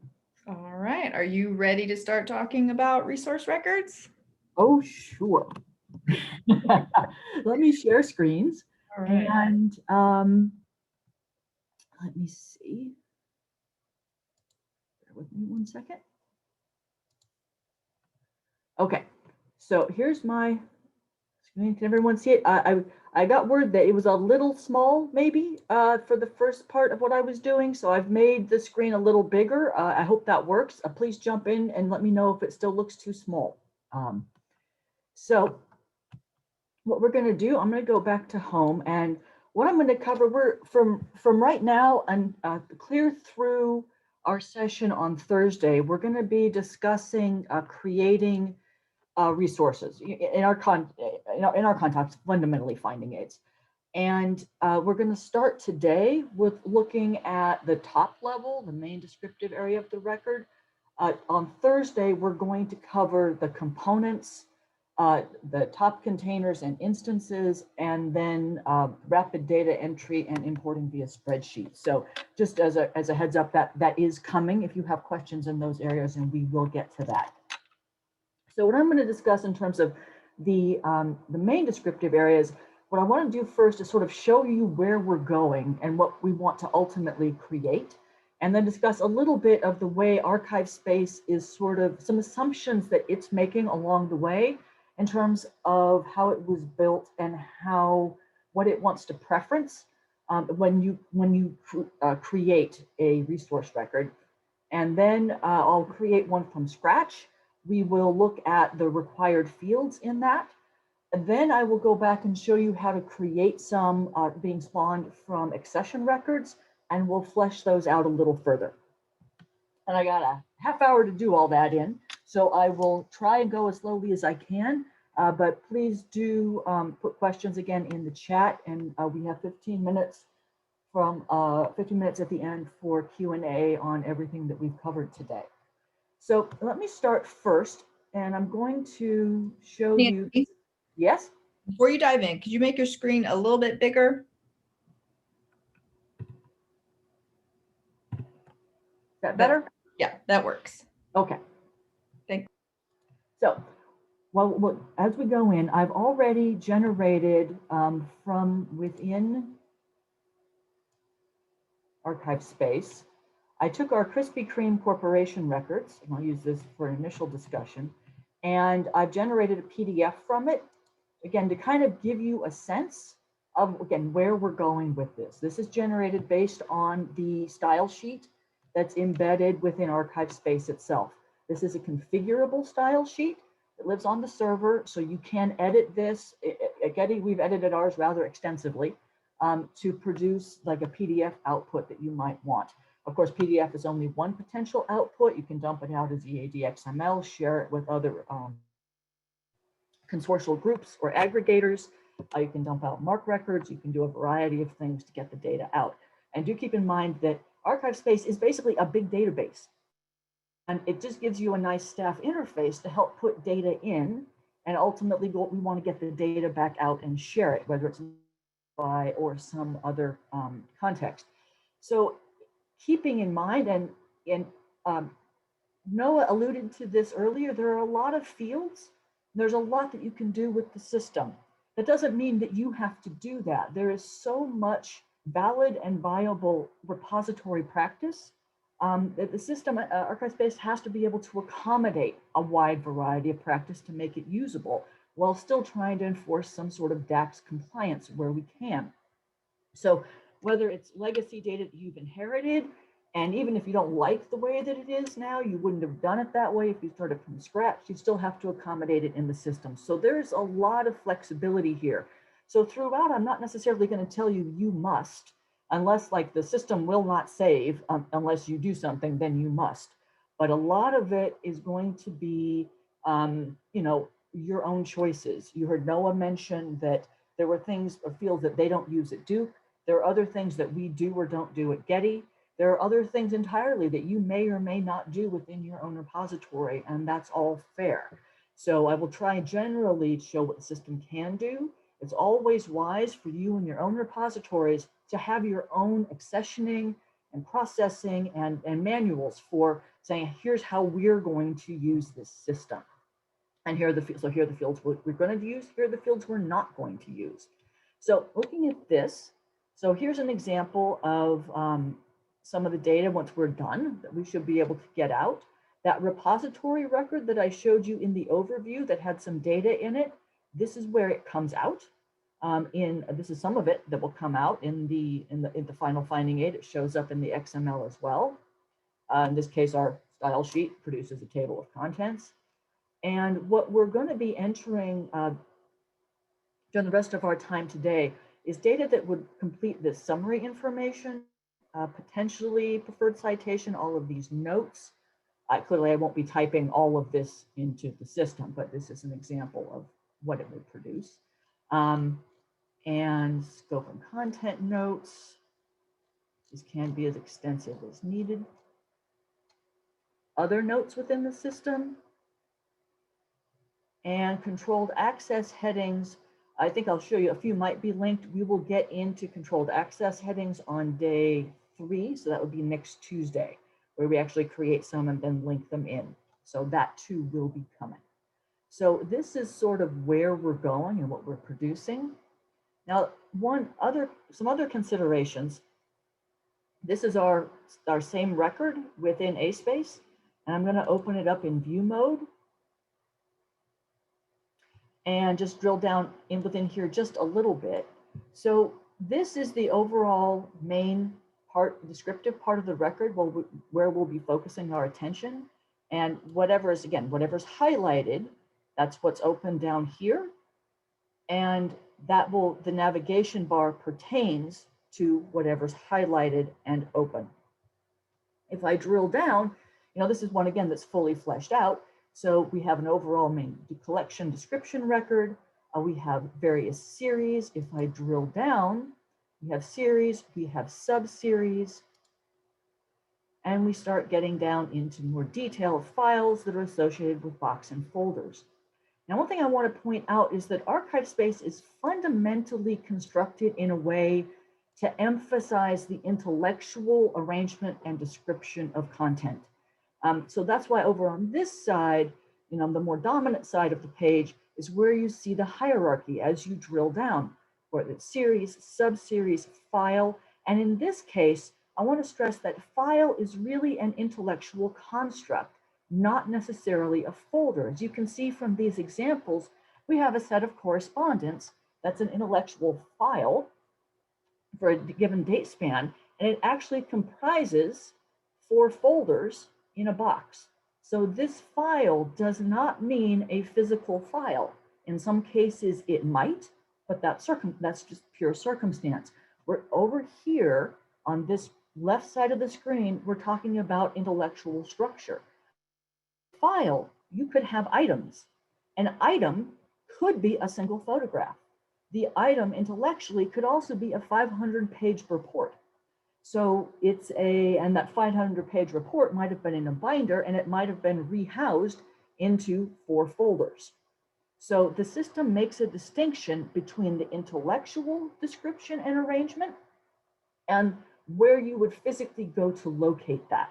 We'll get into this more tomorrow, where we actually build out this hierarchy and go into boxes folders and the instances where you would find them.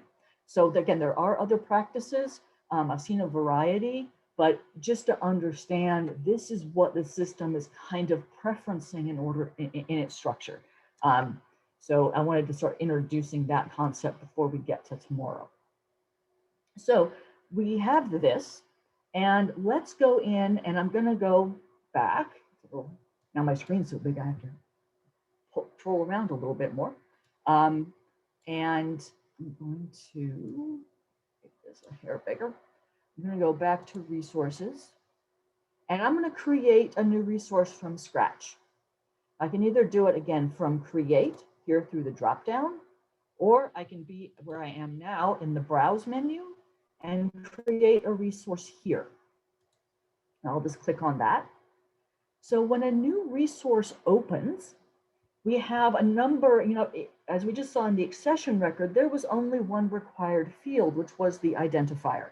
And it's clearly possible to save it with just the identifier, but you really want to fill out more information because the identifier is probably not sufficient for an accession record. Here in the resource record, ArchivesSpace is trying to enforce compliance with DAX. So in compliance with DAX, it has a great many more required fields simply to save the record. So it has to have a title. And remember, keep an eye on these red asterisks. I can never say that word. And I'm going to say and I will apologize. I can't type. I can't type. We'll just leave it at that. So I may not correct all of my spelling errors on the way through. So your identifier would be, and again, it requires a unique identifier for each resource. It might be based on your accession record, or it might be based on something else. So I could say I'm in the repository YNHC,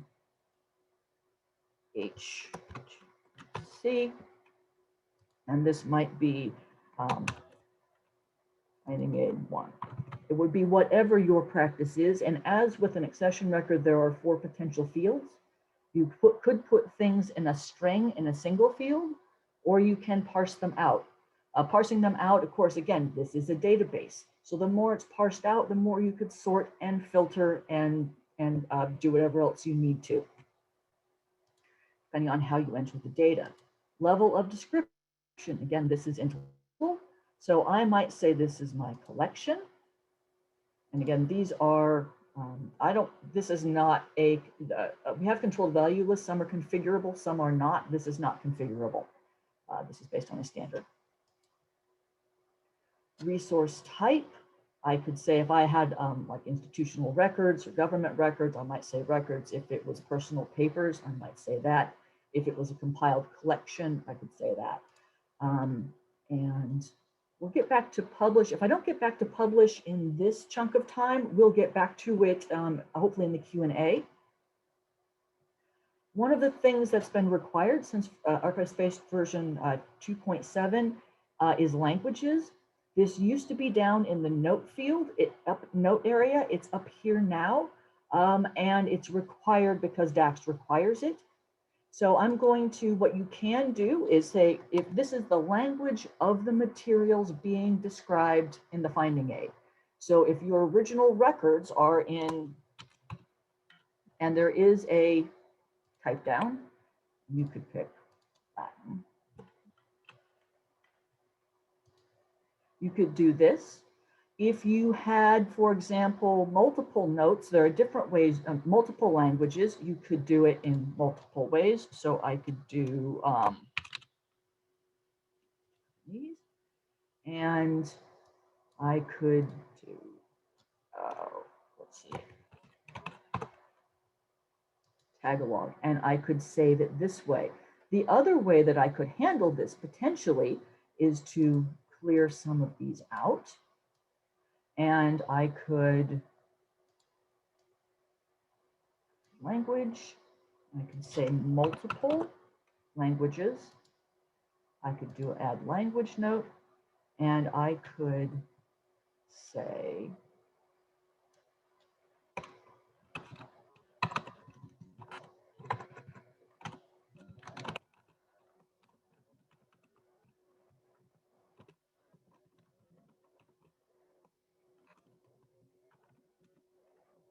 and you can see where I'm going with this.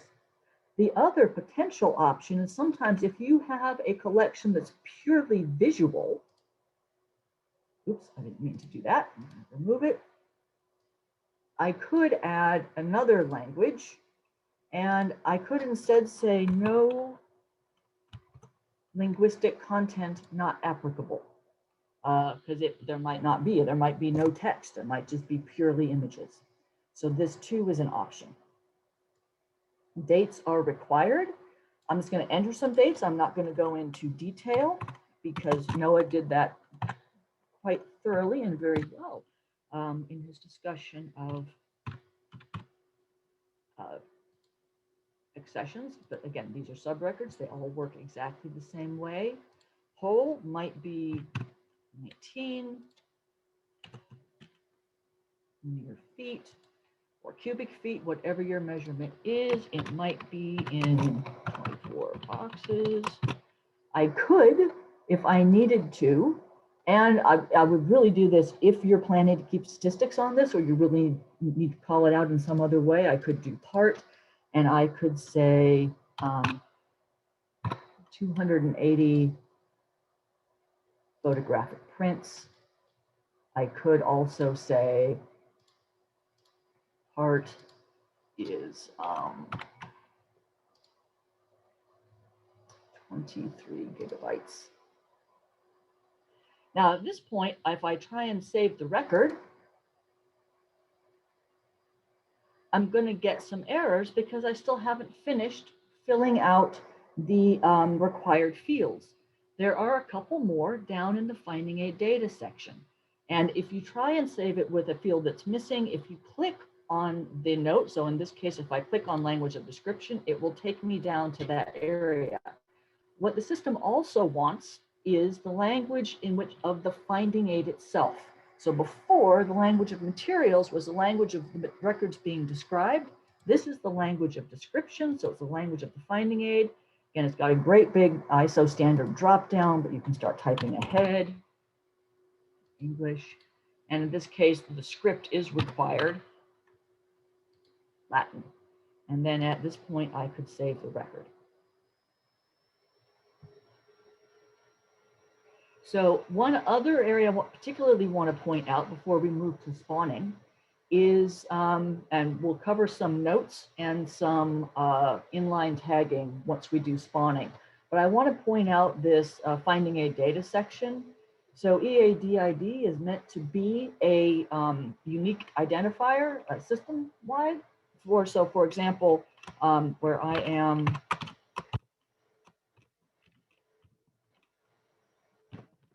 something like that is my mark agency code, and then I might use an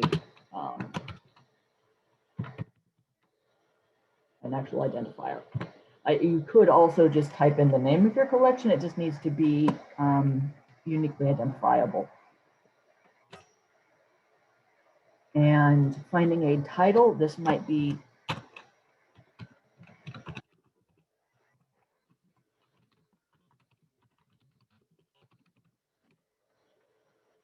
inventory of, which is separate from the title of the collection. So this is the title of the finding aid as a document, as opposed to the title of the collection. If you're dumping out MARC, this title is going to go into a 245 field. This title down in the finding a data section, if you're sending this stuff to an aggregator or looking at it in browse, this is going to be your sort title. If the filing title, again, might also be, if the filing title will take preference over the finding aid title in some aggregators, and I believe in the browse screen. So I could do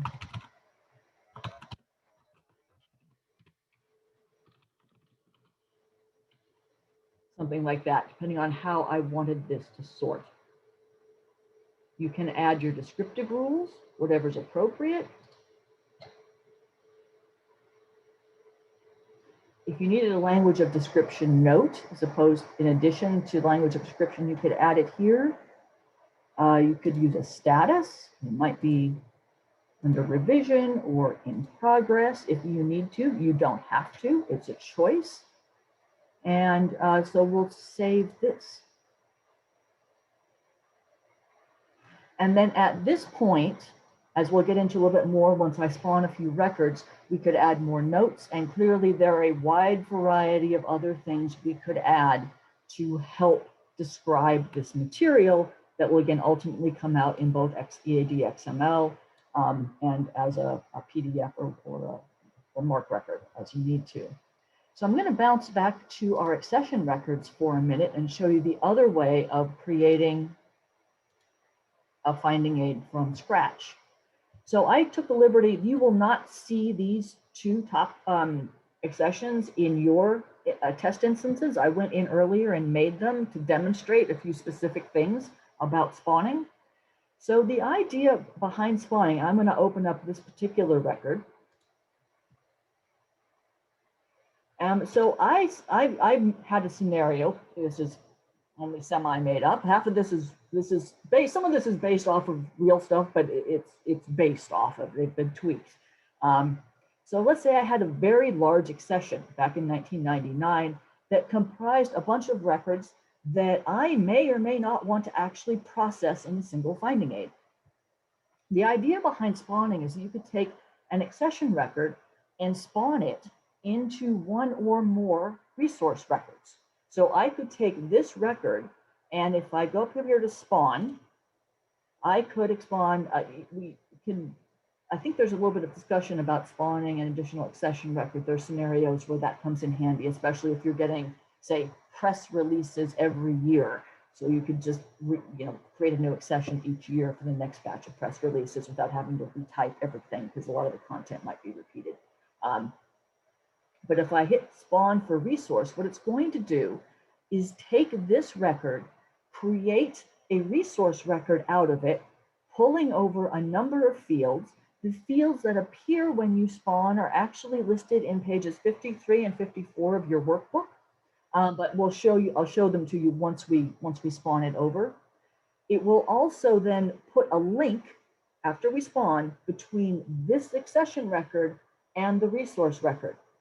But once it's spawned, the new resource record will be independent. So let me go ahead and spawn it. I'm going to hit resource. And I'm now, if you notice, I was in the accessions module. I'm now in the resource module. You can see that over here. And it's telling me a new resource has been created. It brought over a number of fields. So in my case, I'm going to open this, 1 second.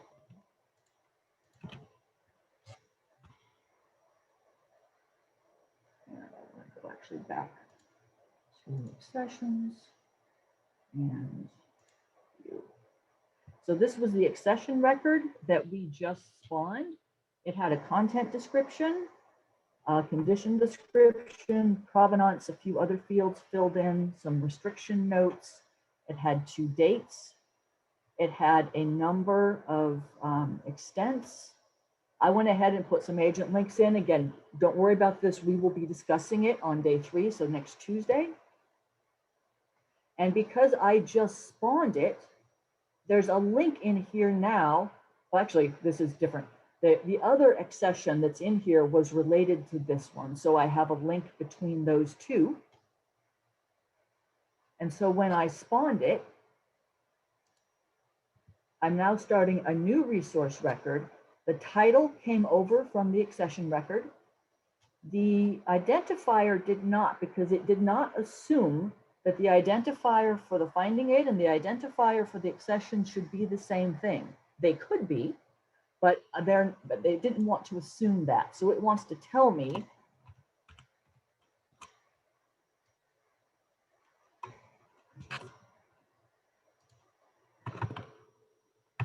and I'm just making up an identifier. You again would fill in whatever's appropriate. It couldn't bring over level of description because it didn't know what that was. So I still have to fill this in, and I'm going to say it's a collection. And in this case, let's say the title was of the entire accession, but let's say what I really want is to create a finding aid just for the portion of that was the Art Holding Company records. So I can edit that. As I scroll down, languages, again, there's no language in the accession record, so it can't port that over. I'm just going to say English. The dates, it did bring those over, and it brought both of them over. The extents, again, there were 4. It brought over all 4. Now, again, that was for the entire accession. So it could be that in my resource, not all of these are appropriate. Maybe this is 12 feet and 15 boxes. Maybe I don't have any photographic prints. And maybe only 10 of the wheels are appropriate. But maybe all the gigabytes are there. So this you'd want to edit. Now, of course, all of this is required by DAX. When you're just starting it, you may not know what the overall number of boxes is going to be because maybe you haven't finished rehousing it all yet. You simply have to fill this in now just to save the record. It doesn't mean that you won't possibly have to go back and update some of these fields later, which we can do. So because I spawned it over, it created a link back to the original accession. So what this does is I'm going to actually go ahead, finding a data. I still need to add language of description because again, this was not in the accession record to port over. I'm sorry, what am I doing? I'm going to go ahead and save this. So now this is an actual record in here. If I were to go in and I'm sort of say, go down to the notes, and here's a note that came over from the original, I could go in and edit this. If I edit it here, it will not edit the original accession record. If I edit the original accession record, it will not edit this record that was spawned from it. The spawn is a one-time only. It creates the new record, and they then both become independent. The link between them is the related accession. So that, in that we can keep, if we got rid of it, if we remove this link, the 2 records would still be independent and unchanged. This just indicates that there's a relationship between them. So I go back to notes. While I'm in here, if I wanted to, and it's something I mentioned we were going to do earlier, notice there is a mixed content enabled. What this means is that we can, if I want to say, if I highlight this, I get a wrap with option, and I can choose to wrap it with an appropriate name from, let me see, with an appropriate tag from EAD. So like the person name tag is allowed within a scope and content note, which is what this is. While I have the note open, I can add this. If I wanted to make something bold, I could wrap it with an env tag. I would then have to know that within the env tag, I need a render attribute, and the system half knew that. So all I had to do was hit the space and it added the render, but I then still need to tell it exactly what to do. And at this point now, if I dump it out and if the style sheet knows what to do when it sees these tags, it will put this particular name in bold. Be very careful doing this, because if I mistype it, if it were supposed to be italic, and I accidentally made it italics, it's not going to tell me that that's a problem, but I have to know my tagging well enough to know that the actual correct term is italic. So if it's italics and I try and dump out the EAD XML, it's going to complain and it might fail. And so you have to go back and be careful with these. The same thing if you decide to remove them, make sure that you get rid of the entirety, both the starting and ending wrapping tags, in order to be safe. Within each note, you'll see when you open it up that there's a label and a type. So let's say I'm going to make a new note, and I want to add an abstract. Say, for example, there are 29 different types of notes that are allowed in the system. I believe there's a list of them on page 57, and I know I'm almost up against time, so I will have to speed up a little bit. I believe it's 57 in your workbook, that 29 or 27 types of notes, something like that. And they're all based on EAD. So if I wanted to create a new one, it would be appraisal. The label, this type and the label, let me explain that for 1 second. Appraisal will show up as your header when you export, unless you fill in the label. So if I fill in the label and say summary, this will export as the header and it will override the appraisal. And I can then add the text and save it. If I want to be sure that this material shows up in the public user interface, I could click publish and it will go out there when the record is exported to the PUI. If things are left unpublished, they will not go to the PUI. So if I have some notes that are published, some that aren't, I could have some in here that I don't want to be public for some reason, and then they won't go. The alternative to that is publish all. So if I have not been clicking publish on all of these sections all throughout, I could hit publish all to publish it all at once. If I have elements of a finding aid, some of which should remain confidential, I could certainly hit publish at the top here in the main part of the record, and it would publish everything that is clicked below it. Publish all will automatically publish everything. And then if you want some things to be confidential, you'd have to go back and uncheck those boxes. If you publish the top, everything will go, but it won't override a unchecked box at a lower level. So one other brief thing I want to do in terms of spawning before I go too far away from this is if I go back to my accessions, just to understand. So I have art holding company records in this particular accession. I also have them in this accession. And let's say I want to ultimately process them all together because this was a later edition, it was found in somebody's garage. and it fills some gaps in the previous one, I cannot spawn this into an existing resource. I can make a new resource out of it, but I can't spawn it in. All I could do is go to my other resource and say, oh, by the way, when I process this, add related accessions, I can say that there should be, this is also part of it, and I could save that. And I could also, if I'm back over here in my accessions, I could go back to this particular one that I started with. And I can do it whether I'm in view or edit mode, and I could spawn this one again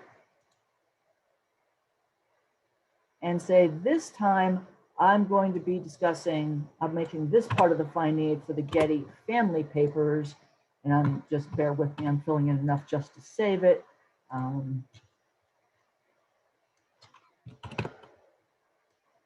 English and data.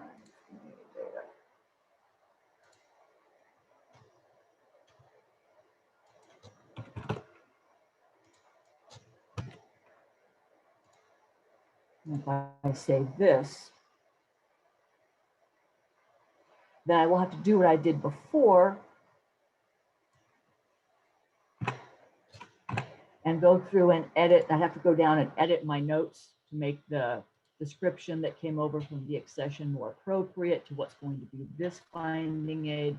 But you can see in the related accessions, this one is also associated with the original accession.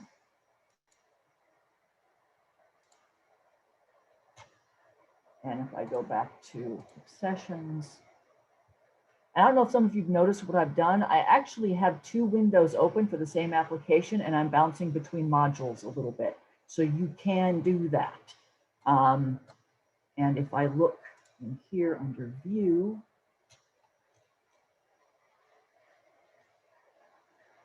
related resources, the original accession now shows that both of these resources are associated with this accession. And I've run over time by 5 minutes, and I apologize. And are there any questions? All right, yes. So Noah has been tackling the questions in the Q&A. So if you did answer or ask a question in the Q&A, or if you're just following along, make sure you go to the answered section to see what Noah has been responding to. We do have a couple questions that he hasn't answered yet, so we can go ahead and address those live. Okay, so Sarah asked, why couldn't you spawn a resource record for the other art holding accession and then merge that resource record with the first one spawn and split it from the aggregate accession? Yeah. When you merge resources, what it does is you merge from one resource into another. What happens is all of the top level information is kept from the resource you're merging into, and all of the top level information is removed from the one that is moving in. When you merge, it's really about taking the hierarchy of those two resources and merging the one set under the other. So in the sense, if I merge two records that are top level only, it ends up blowing one of them away.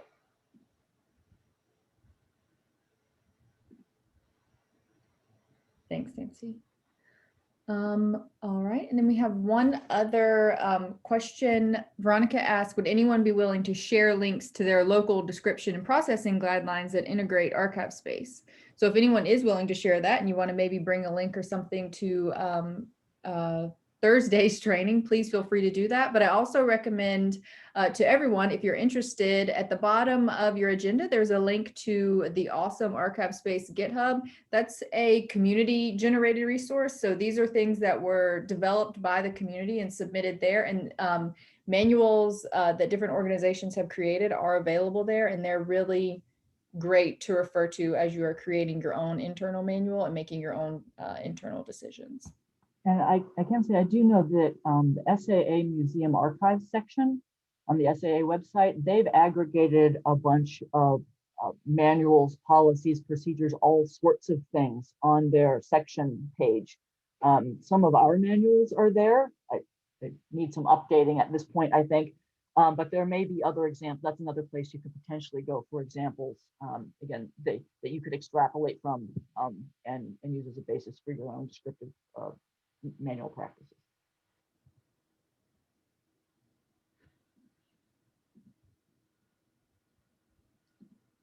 Awesome, thanks. Just going through some of the answered questions. Sarah, your question that Noah did answer about a basic or pre-existing style sheet for the kind of tagging that Nancy was doing. If you are an ArchivesSpace member, there is a user tutorial video in the Help Center on EAD tagging. It's really useful. I definitely recommend reviewing that.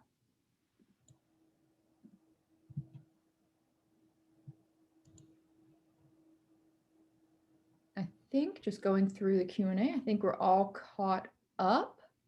And there are no questions coming in the chat right now. There is one question that I actually don't know the answer to because this example predates my time with ArchivesSpace.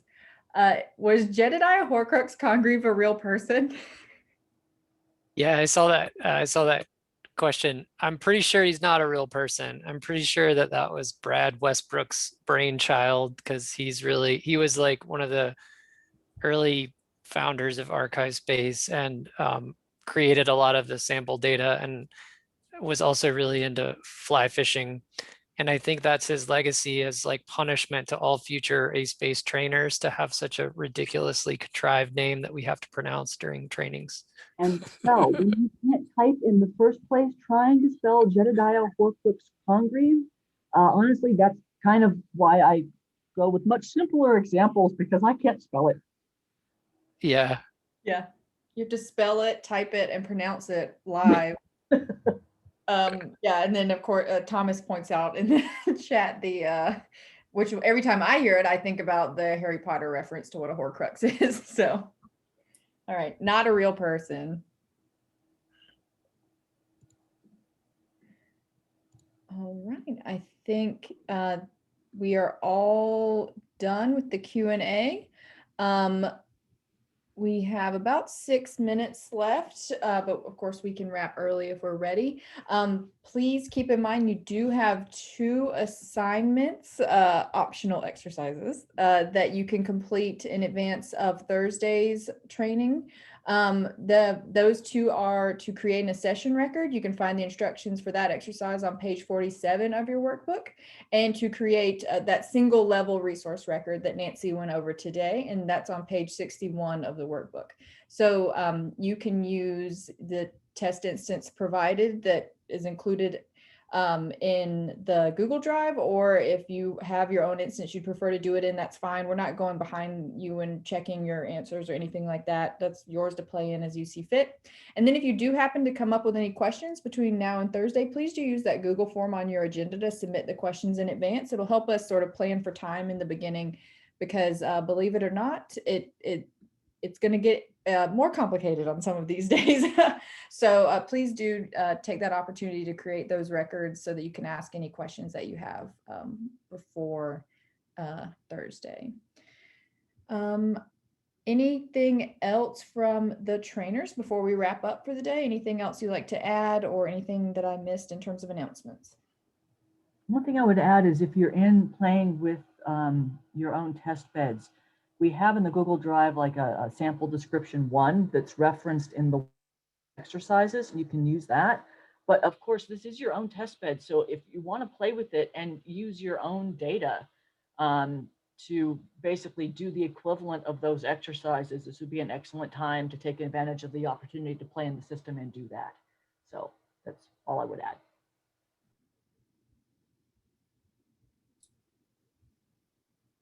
Great idea. All right. Well, in that case, we'll go ahead and wrap up for the day. We'll give you 4 minutes back. Thank you, everyone, for a great first session. And I look forward to seeing all of you again, same time, same Zoom environment on Thursday. Thanks, everybody. Thank you. Bye-bye.